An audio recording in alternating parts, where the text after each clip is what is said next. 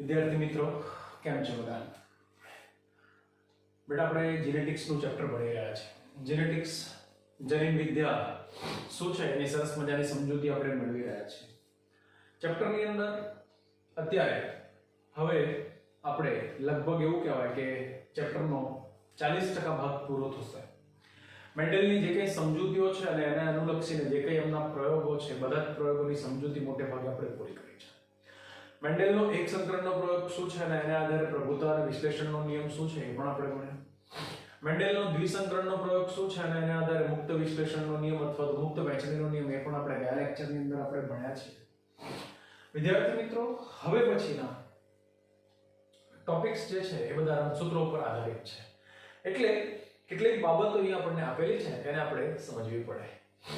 વિદ્યાર્થી મિત્રો બોર્ડ ઉપર તમે જોશો તો આજનો જે ટોપિક છે ટોપિકનું નામ મેં લખેલું છે આનુવંશિકતાનો રંગસૂત્રવાદ.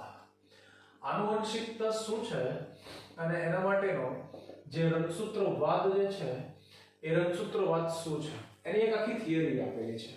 બરાબર છે? આને ભણતા પહેલા આપણા મગજમાં બેટા એક વસ્તુ ક્લિયર હોવી જોઈએ કે રંગસૂત્રો ક્યાં આવેલા હોય. તો આપણે જાણીએ છીએ એ પ્રમાણે કે રંગસૂત્રો એ મોટે ભાગે કોષ અને કોષની અંદર બરાબર જે કોષકેન્દ્ર વાળો વિસ્તાર છે એ કોષકેન્દ્ર વાળા વિસ્તારની અંદર છે ને બેટા રંગસૂત્રો આવેલા હોય. સિમ્પલ પહેલા પાઠની અંદર પણ તમે એક આખું ટેબલ ભણીને આવ્યા છો અને અહીંયા પણ આપણે એક ઉદાહરણથી સમજીએ છીએ કે મોટા ભાગના બધા જે સજીવો છે દ્વિકીય છે. એટલે બધા જ સજીવોના કોષોની અંદર કોષકેન્દ્રમાં રંગસૂત્રો દ્વિકીય સંખ્યામાં હાજર છે. એટલે આપણે બોલીએ શું તો કે સાહેબ રંગસૂત્રો માટે આપણે 2n બોલીએ છીએ. તો કે સાહેબ બધા જ સજીવો દ્વિકીય છે 2n છે. દ્વિકીય સંખ્યામાં રંગસૂત્રો આવેલા છે. બરોબર છે? અને મોટે ભાગે તો આપણી વાત કરીએ તો કે સાહેબ આપણી પાસે 2 ગુણ્યા 23 જોડ રંગસૂત્રો આવેલા છે એટલે કુલ 46 રંગસૂત્રો. તો દરેકે દરેક કોષના કોષકેન્દ્રની અંદર 46 રંગસૂત્રો આપણા માનવ શરીરની અંદર હોમો સેપિયન્સ સેપિયન્સ બરોબર છે જે મનુષ્યનું શરીર છે એની અંદર આવેલા હોય છે. તો વિદ્યાર્થી મિત્રો તમને એ ખબર પડી ગઈ કે પહેલા રંગસૂત્રો શું છે, રંગસૂત્રો ક્યાં આવેલા હોય. આ જે થિયરી છે એને આગળ વધીએ પહેલા 11મા ધોરણની એક સરસ મજાની સમજૂતીમાં આપણે જરા જોઈ લઈએ કે રંગસૂત્રોની જે રચના છે એ રંગસૂત્રોની રચના શું કહે છે. કારણ કે આગળના ટોપિકમાં પણ તમને કામમાં આવશે. તો દરેક રંગસૂત્રની ખાસિયત એ છે કે સાહેબ દરેક રંગસૂત્ર આવા બે ભાગોનું બનેલું હોય. બરાબર છે? તો આ એક એકલ સૂત્ર દોર્યું હોય અને આવું જ બીજું એક એકલ સૂત્ર દોર્યું. તો વિદ્યાર્થી મિત્રો તમને ખબર પડી ગઈ કે સાહેબ દરેક રંગસૂત્ર જે છે એ કેટલા તો કે સાહેબ આ એક અને આવું આ બીજું. તો કે સાહેબ દરેક રંગસૂત્ર બે એકલ સૂત્રોનું બનેલું હોય અને બંને એકલ સૂત્રને જોડતો જે વિસ્તાર છે એ વિસ્તારને શું કહીએ તો કે સાહેબ એને સેન્ટ્રોમિયર કહેવાય. શું કહેવાય એને? તો કે સાહેબ આ શું છે તો કે સાહેબ આ સેન્ટ્રોમિયર છે. ટૂંકમાં દરેક રંગસૂત્ર જે છે બે એકલ સૂત્ર અને સેન્ટ્રોમિયરનું બનેલું છે. દરેક રંગસૂત્રની પછી ખાસિયત એ છે કે સાહેબ રંગસૂત્ર જે છે એનું એકલ સૂત્ર કે જેની ઉપર જનીનો ગોઠવાયેલા છે. જનીન એટલે શું તો કે સાહેબ રંગસૂત્રના બંધારણમાં રહેલા પ્રોટીન અને ડીએનએ જે છે એ બંને એકબીજા સાથે એ રીતે જોડાયેલા હોય કે જેથી કરીને રંગસૂત્રની રચના કરે છે. એટલે ડીએનએ અને પ્રોટીન બંને એકબીજા સાથે જોડાઈ અને શું બનાવે તો કે સાહેબ રંગસૂત્ર દ્રવ્ય બનાવે. ટૂંકમાં ડીએનએ ની જે લંબાઈ છે એ લંબાઈમાં એક નિશ્ચિત ભાગ કે જેને આપણે જનીન કહીએ છીએ. તો થોડી વાર પછી આપણે ભણીએ કે જનીનો ક્યાં આવેલા હોય. તો એક વસ્તુ બેટા મગજમાં તમારે ક્લિયર થઈ ગઈ કે જનીનો જે છે એ જનીનો કે સાહેબ રંગસૂત્રો ઉપર આવેલા હોય. જનીનો ક્યાં આવેલા હોય તો કે સાહેબ જનીનો રંગસૂત્રો ઉપર આવેલા હોય. તો એક વસ્તુ ક્લિયર થઈ ગઈ. બસ આ જ સમજૂતી વૈજ્ઞાનિકોએ ભેગા મળીને આપી અને એને આધારે અહીંયા આપણને શું આપેલું છે તો સાહેબ આનુવંશિકતાનો રંગસૂત્રવાદ આપેલો છે. મેન્ડેલનો આનુવંશિકતાનું જે કાર્ય છે એવું કહેવાય કે લગભગ 1865 કઈ સાલ લખી બેટા મેં તો કે સાહેબ 1865. ટૂંકમાં અહીં એવું કહી શકાય કે મેન્ડેલે તેનું લક્ષણો અને આનુવંશિકતા ઉપરનું કાર્ય 1865 માં પ્રકાશિત કરેલ હતું. પણ તેમ છતાં કેટલાક જે કારણો હતા બરાબર કેટલાક કારણોસર લગભગ એવું કહેવાય કે 1900ની સાલ સુધી એનું આ કાર્ય બરાબર છે કે જેનાથી લોકો કેવા હતા તો સાહેબ અજાણ હતા. તો સાલ યાદ રાખીશું નીટ માટે પણ 1865 સુધી મેન્ડેલે જે કંઈ આનુવંશિકતાને રિલેટેડ જે કંઈ કાર્ય કર્યા બરાબર છે એ બધા પ્રકાશિત થયેલા હતા. મેન્ડેલે બધું પ્રકાશિત કરેલું હતું, પણ કોઈ કારણ શું હતા એ કારણોની કોઈને ખબર નહોતી. પણ એ કારણોની ચર્ચા અહીં આપણે કરીએ છીએ.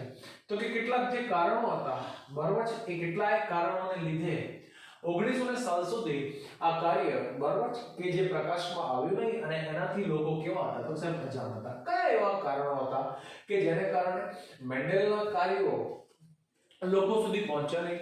એવા કયા કારણો હતા કે જેને કારણે મેન્ડેલના જે કંઈ કાર્યો છે એ કાર્યોથી લોકો અપરિચિત હતા?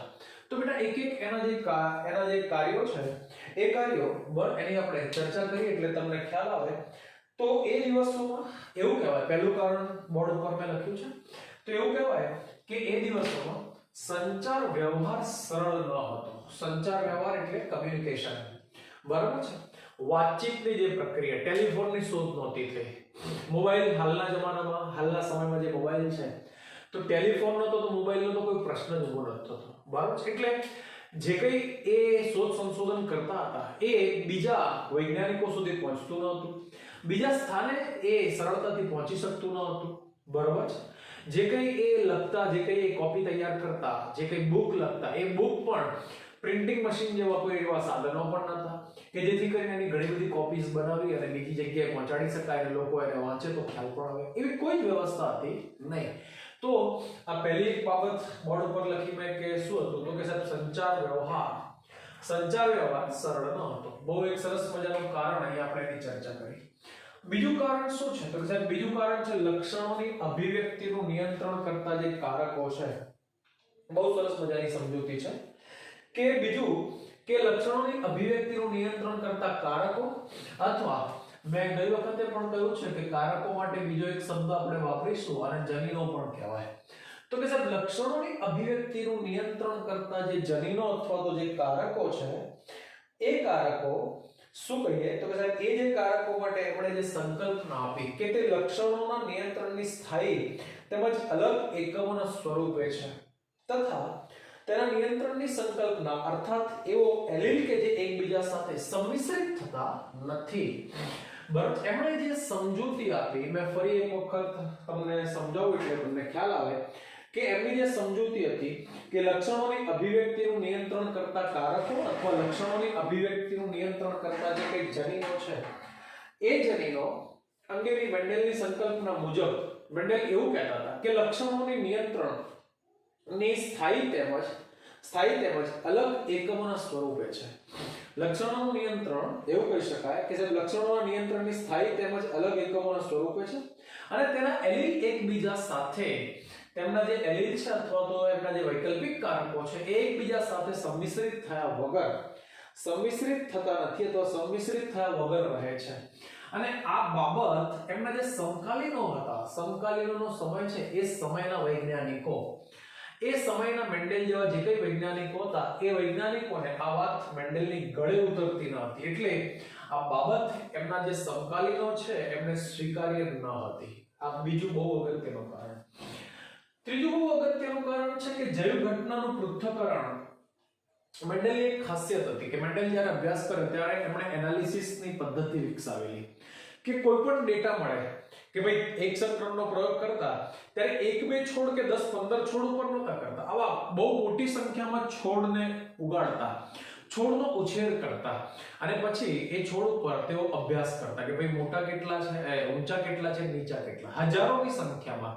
અને પછી જે આંકડા આવતા એ આંકડાને આધારે તેઓ પ્રમાણ આપતા, 3:1 પ્રમાણ જે કંઈ છે. ટૂંકમાં અહીંયા આપણે સમજીએ છીએ કે જીવ વિજ્ઞાનીઓ અને મેન્ડેલના જે જૈવ ઘટનાના પૃથ્થકરણ માટે ઉપયોગમાં લીધેલ ગણિત આધારિત અભિગમ સંપૂર્ણ નવો અને કેટલાક જે જીવ વિજ્ઞાનીઓ છે એ જીવ વિજ્ઞાનીઓ માટે અસ્વીકાર્ય હતો. તો પૃથ્થકરણ માટેનો જે ગણિતનો અભિગમ હતો એ અભિગમ મેન્ડેલે એ સમયમાં નવો વિકસાવેલો હતો, નવો અભિગમ હતો, આખો નવો કોન્સેપ્ટ હતો કે જે મેન્ડેલ સિવાય કોઈને ખબર પડતી નહોતી.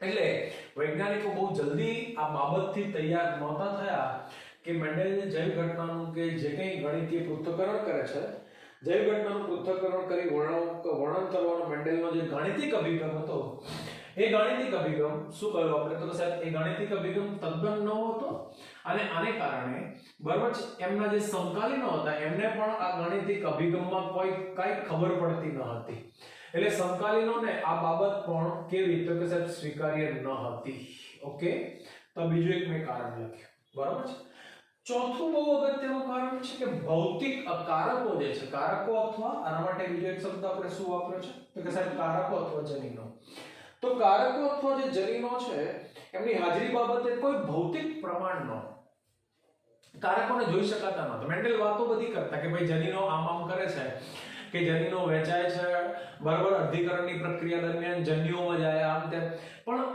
જ્યાં સુધી કોઈ પણ પ્રયોગ કરીને એને આપણે જોઈ ન શકીએ જોઈને એને સાબિત ન કરી શકીએ તો ત્યાં સુધી જલ્દીથી કોઈ સ્વીકારતું નથી પણ અહીંયા મેન્ડેલની જે બાબત હતી કે કારકોની હાજરી બાબતે તેઓ કોઈ ભૌતિક પ્રમાણ આપી શક્યા નહોતા બરાબર છે કોઈ એવું જેમ કે આપણે એક સિમ્પલ ઉદાહરણ લઈએ કે પ્રકાશ સંશ્લેષણ કરતી જે વનસ્પતિ છે બરાબર એના પર્ણને તમે સૂર્યપ્રકાશની હાજરીમાં રાખો તો લીલું બનશે કારણ કે પ્રકાશ સંશ્લેષણ થશે ખોરાક પણ જો તમે એને બર સૂર્યપ્રકાશની ગેરહાજરીમાં મૂકો તો છોડ સુકાઈ જશે તો એ ખબર પડે કે ભાઈ આને જોઈને કહી શકાય કે છોડમાં ખોરાક નથી બનતો કારણ કે એને પ્રકાશ નથી મળતો પણ અહીંયા જન્યુઓ માટે બરાબર જનીનો માટે કે કારકો માટે આવી કોઈ બાબત ભૌતિક રીતે જોઈ શકાય એવી નહોતી ભૌતિકનો મતલબ છે તમે જોઈને બોલી શકો એવું તો અહીંયા જનીનો અથવા કારકો માટે કોઈ ભૌતિક પ્રમાણ બરાબર તેઓ આપી શક્યા નહોતા બરાબર આ બહુ અગત્યની એક બાબત છે કોષમાં કારકોના સ્થાનની તેમને જાણકારી નહોતી તેમજ તે કયા દ્રવ્યના બનેલા છે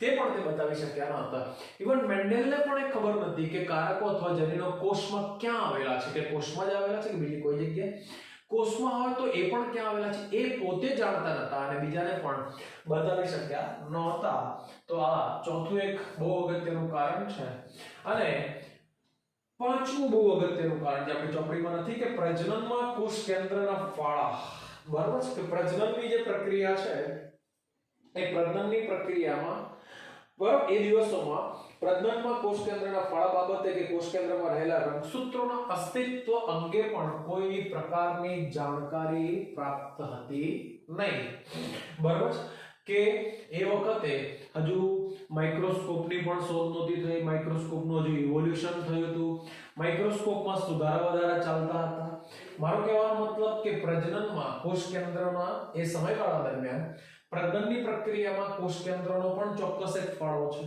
બરાબર કારણ કે રંગસૂત્રો ક્યાં આવેલા છે તો કે સાહેબ રંગસૂત્રો કોષ કેન્દ્રમાં બરાબર અર્ધીકરણ તો કે સાહેબ અર્ધીકરણ વખતે શું થાય તો કે સાહેબ રંગસૂત્રોની સંખ્યા અડધી થઈ જાય અડધા જન્યુઓમાં રંગસૂત્રો વહેંચાઈ જાય છે આ બધી બાબત જે હતી એ બાબતથી મેન્ડેલ પોતે અજાણ હતા એટલે બીજાને સમજાવવાનો કોઈ પ્રશ્ન રહેતો નથી તો આવા લગભગ 5 કારણ અહીંયા મેં તમને આપ્યા કે મેન્ડેલ ના જે શું કહેવાય એમનું જે કાર્ય હતું એ કાર્ય પ્રકાશિત ન થયું એના કાર્યથી અજાણતા લોકો કે એવા કયા કારણો હતા તો એ 5 કારણોની અહીંયા આપણે શું કરી ચર્ચા કરી જેમ જેમ મેન્ડેલનું કાર્ય આગળ વધતું ગયું તેમ તેમ બીજા પણ ઘણા બધા વૈજ્ઞાનિકો જનીન વિદ્યાની શોધમાં ધીમે ધીમે ઝંપલાવતા ગયા સાલોના સાલો આગળ નીકળતા ગયા એમ જુદા જુદા વૈજ્ઞાનિકોએ પણ શું કરવા માંડ્યું તો કે સાહેબ પોતાનો એમણે પોતે પણ મેન્ડેલના જે કંઈ લખેલા ગ્રંથો હતા જે કંઈ લખેલા પુસ્તકો હતા એ પુસ્તકો વાંચવા માટે સમજવા માટે અને એ પણ ધીમે ધીમે એમાં પોતે પ્રયાસ કરવા માંડ્યા સમજવાનો પ્રયત્ન કરવા માંડ્યા કે મેન્ડેલે લખેલું જે કંઈ પુસ્તક છે અથવા જે કંઈ કાર્ય છે એ સાચું છે કે ખોટું તો લગભગ 1900ની સાલમાં ત્રણ વૈજ્ઞાનિકો યાદ રાખીશું નામ આ બધું જ પરીક્ષા માટે છે એમ નીટ અને ગુજકેટ અને બોર્ડની પરીક્ષા ત્રણ વૈજ્ઞાનિકોનું નામ ધ વ્રીસ કોરેન્સ અને કોણ છે તો સબ શેરમાર્ક બરાબર છે ધ વ્રીસ કોરેન્સ અને શેરમાર્ક નામના જે વૈજ્ઞાનિકો છે એમણે મેન્ડેલના લક્ષણોના વારસાગમન અંગેના પરિણામો શું કર્યા તો કે સાહેબ એમણે મેન્ડેલે જે કામ કર્યું હતું એની ઉપર ફરી અભ્યાસ કર્યો અને અભ્યાસ કર્યા પછી મેન્ડેલના આ જે કાર્યો છે વારસાગમનના જે લક્ષણોના વારસાગમનનું જે કાર્ય છે એમના જે પરિણામો છે એમાં તેઓ પુનઃ સંશોધિત કર્યા એમણે ફરી પાછું રિસર્ચ કર્યું અને સાબિત કરવા માંડ્યા કે મેન્ડેલ સાચા છે મેન્ડેલે કરેલા કામ જે છે એ બિલકુલ સાચા છે પણ કોઈ કારણોસર કેવા રહી ગયા તો કે સાહેબ કોઈ કારણોસર અજાણ રહી ગયા મેન્ડેલની બીજી બહુ અગત્યની ખાસિયત એ હતી કે ધીમે ધીમે એ સમયગાળા દરમિયાન માઇક્રોસ્કોપની જે શોધ થઈ હતી, માઇક્રોસ્કોપની જે ટેકનોલોજી હતી, જુદા જુદા પ્રકારના જે માઇક્રોસ્કોપ શોધાતા ગયા, બરાબર, એમાં પણ શું થતું ગયું તો કે સાહેબ પ્રગતિ થઈ અને કોષ વિભાજન જે છે એ કોષ વિભાજનની જે પ્રક્રિયા છે, તો વિદ્યાર્થી મિત્રો તમને ખ્યાલ આવી જાય કે અહીંયા વૈજ્ઞાનિકો કાળજીપૂર્વક કોષ વિભાજન જોવામાં પણ સમર્થ થઈ ચૂક્યા હતા. કોષ વિભાજનની પ્રક્રિયા જે છે એને સમજવામાં પણ તેઓ શું કહેવાય સરળ બની ગયા હતા અને કોષ કેન્દ્રમાં તેઓ એક સંરચનાની શોધ કરી નાખી. આ સંરચના બરાબર કોષ વિભાજન પહેલા સ્વયંજનન પામે છે અને પછી વિભાજિત થાય છે. આ રચનાને એમણે સૌપ્રથમ નામ આપ્યું શું બેટા તો કે સાહેબ આને રંગસૂત્રો કહેવાય. શું કહીશું તો કે સાહેબ આને રંગસૂત્રો તરીકે ઓળખવામાં આવે. તો વિદ્યાર્થી મિત્રો તમને મેં એક સરસ મજાની સમજૂતી આપી કે રંગસૂત્રો વૈજ્ઞાનિકોએ એ સમયગાળા દરમિયાન શું કર્યા, રંગસૂત્રો વૈજ્ઞાનિકોએ એ સમયગાળા દરમિયાન બરાબર શું કર્યા તો સાહેબ શોધી કાઢ્યા. બરાબર છે. ધીમે ધીમે આ કાર્ય આગળ વધતું ગયું. લગભગ એવું કહેવાય કે 1902 ની જે સાલ હતી, 1900 પછી 1902 ની સાલ જે હતી, એ સાલમાં કોષ વિભાજનની પ્રક્રિયા જેમાં સંભાજન શું છે અને અર્ધીકરણ શું છે, વૈજ્ઞાનિકોને એનો પણ ખ્યાલ આવતો ગયો. એ દરમિયાન રંગસૂત્રોની જો હલનચલન છે, રંગસૂત્રોની જે ગતિ છે એ પણ કયા પ્રકારની છે એ પણ વૈજ્ઞાનિકો જે છે એને સમજાતી ગઈ. એટલે કે અર્ધીકરણ દરમિયાન રંગસૂત્રોનું હલનચલન અને એની જે ગતિ છે એ પણ વૈજ્ઞાનિકોને સમજાતી ગઈ. અને વોલ્ટર સટન તેમજ થિયોડોર બોવેરી બે વૈજ્ઞાનિકોના નામ આપણે ફરી પાછી અંડરલાઈન કરીશું આપણા બુકની અંદર અને બે વૈજ્ઞાનિકોનો સિફાળો શું છે બરોબર સમજવાનો પ્રયત્ન કરીએ. બે વૈજ્ઞાનિકો કયા કયા છે તો સાહેબ વોલ્ટર સટન અને થિયોડોર બોવેરી કે જેમણે રંગસૂત્રોનો વ્યવહાર આપણે અભ્યાસ કર્યો અને સમજાવ્યું કે રંગસૂત્રોનો વ્યવહાર એ બીજો કોઈના જેવો નહીં પરંતુ કોના જેવો છે તો સાહેબ જનીનો જેવો છે. એમણે સમજાવવાનો પ્રયત્ન કર્યો કે રંગસૂત્રોનું જે બિહેવિયર છે, રંગસૂત્રોનો જે વ્યવહાર છે એ વ્યવહાર કોના જેવો તો કે સાહેબ બીજા કોઈ નહીં પરંતુ કોના જેવો છે તો સાહેબ જનીનો જેવો છે. બરાબર, એવું એમણે સમજાવવાનો ઘણો બધો પ્રયત્ન કર્યો.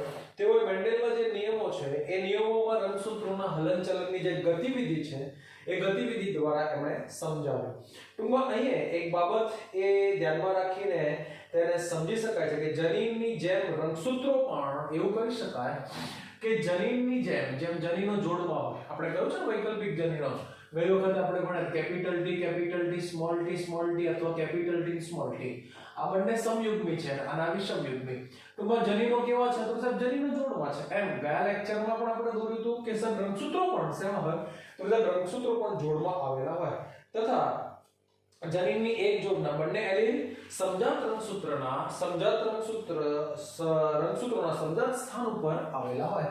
તો વૈજ્ઞાનિકો પાછળથી એ પણ શોધી કાઢ્યું કે જનીનની જે જોડ છે, એલીલની જે જોડ છે એ સમજાત રંગસૂત્ર, આ એક સમજાત રંગસૂત્રની જોડ છે. રેડી? આ શું છે તો કે સાહેબ આ સમજાત રંગસૂત્રની જોડ છે. તો જનીનની જે જોડ છે એ જનીનની જોડ વૈકલ્પિક જનીન અથવા સમજાત રંગસૂત્રની જોડ ઉપર આવેલા હોય એવું એમણે શોધી કાઢ્યું. ટૂંકમાં એવું કહી શકાય કે વૈજ્ઞાનિકોએ જે સમજૂતી આપી સટન અને બોવેરીએ કે જનીનો અને રંગસૂત્રો બરોબર છે બંનેની વર્તણૂક એક જેવી છે. એટલે બંને માટે અહીંયા આપણને બરોબર છે બંનેની સરખામણી કરી નાખેલી છે. જેમ જનીનો જોડમાં હોય એમ રંગસૂત્રો પણ, તો આપણે એવું કહી શકીએ કે સાહેબ જનીનો જોડમાં હોય એમ રંગસૂત્રો પણ જોડમાં હોય. બહુ અગત્યની બાબત કે દરેક જનનકોષ એ કારક અથવા જનીનની દરેક જોડ પૈકી કોઈ એક જ જનીન ધરાવે છે. તો એ પણ આપણે કઈ વખત સમજાવેલું કે સાહેબ અર્ધીકરણ થશે બરોબર છે તો આ શું છે તો કે સાહેબ આ જનીન છે. અર્ધીકરણ થશે એટલે અડધા જન્યુઓમાં કેપિટલ ટી જશે અને અડધા જન્યુઓમાં સ્મોલ ટી જશે. મતલબ બે જનીનો પૈકીનું કોઈ એક જ જનીન કોઈ એક જ જનનકોષમાં આવેલું હોય તો જો દરેક જનનકોષ કારકની દરેક જોડ પૈકી એક જ જનીન ધરાવે છે. એમ અહીં પણ એવું જ છે કે બે રંગસૂત્રો પૈકી કોઈ એક જ રંગસૂત્ર જન્યુઓમાં દાખલ થશે તો દરેક જનનકોષ સમજાત રંગસૂત્રોની જોડીનું કોઈ એક જ રંગસૂત્ર. તો બેટા તમને દેખાય છે કે કે બિહેવિયર ની જે સરખામણી છે, સરખામણી બંનેનું બિહેવિયર એક સરખું છે, કોઈ જગ્યાએ તફાવત નથી, આ સરખામણી છે, બંનેનું એક જેવું છે. એક કારક જોડના વિશ્લેષણથી અન્ય કારક જોડનું વિશ્લેષણ હંમેશા સ્વતંત્ર રીતે હોય, બરાબર છે. જેમ ગઈ વખતે કહ્યું, જરૂરી નથી કે આની સાથે દર વખતે કેપિટલ ટી ની સાથે સ્મોલ ટી આવે છે, ના, બરાબર છે. આનું વિશ્લેષણ અને આનું વિશ્લેષણ એકબીજાથી કેવું હોય તો કે સાહેબ એકબીજાથી મુક્ત હોય, સ્વતંત્ર હોય. એમ રંગસૂત્રોનું પણ એવું જ છે. જેમ જનીનો અથવા કારકોનું વિશ્લેષણ સ્વતંત્ર છે એકબીજાથી, એમ રંગસૂત્રોનું પણ વિશ્લેષણ એકબીજાથી કેવું છે તો કે સાહેબ સ્વતંત્ર છે.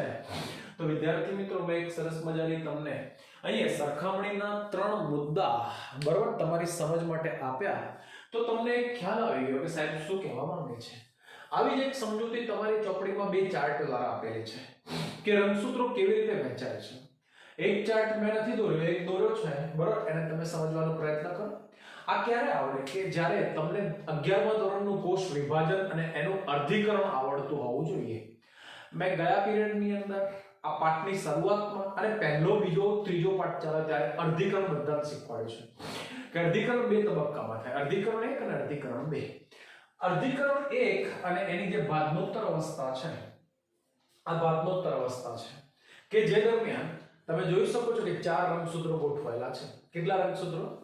4 રંગસૂત્રો, બરાબર, 2 અલગ અલગ ધ્રુવ ઉપર ગોઠવાયેલા છે, બરાબર છે. તમે જરા જોશો, આ 2 લાંબા છે અને 2 ટૂંકા છે, બરાબર. 2 કેવા છે તો કે સાહેબ 2 લાંબા છે અને 2 ટૂંકા છે. રેડી? બરોબર ધ્યાનથી જોશો તો અર્ધીકરણ 2 દરમિયાન શું થશે? અર્ધીકરણ 2 દરમિયાન શું થશે? એક દરમિયાન છે ને બેટા, આ બંને રંગસૂત્રો વહેંચાઈ જશે અલગ અલગ, બરાબર છે. પણ જ્યારે અર્ધીકરણ 2 થશે ત્યારે દરેક કોષમાં રહેલું જે રંગસૂત્ર છે, બરાબર, એનું વિભાજન થશે. એનું શું થશે તો કે સાહેબ એનું વિભાજન થશે. દેખાય છે? બરાબર છે. તો આ રંગસૂત્રનું વિભાજન થયું, આનું પણ વિભાજન થયું, ઓકે. અને આમ એક રંગસૂત્ર, બરાબર, એક જન્યુમાં જાય, બીજું રંગસૂત્ર બીજા જન્યુમાં. અહીંયા પણ એ જ રીતે વિભાજન થાય અને આમ બંને ટૂંકમાં 4 જનન કોષો બને. શું બને બેટા? તો કે સાહેબ 4 જનન કોષો બને.